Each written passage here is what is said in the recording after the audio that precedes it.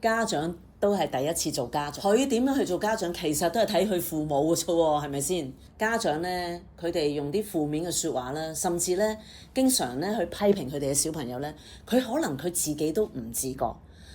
咁我就會去鼓勵呢啲家長呢，就係呢：你諗下你嘅小朋友，如果你同佢傾嘅一陣，佢回應你嘅時候係咪正面先？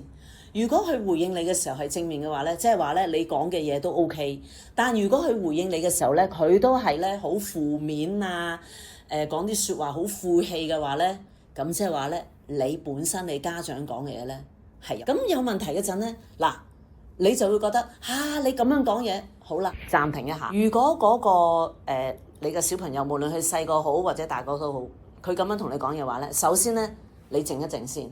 你諗下，你頭先係同佢講咗啲咩？點解佢會咁樣同你講？咁呢個就係佢要知道，要自覺啦。佢有呢種察覺性。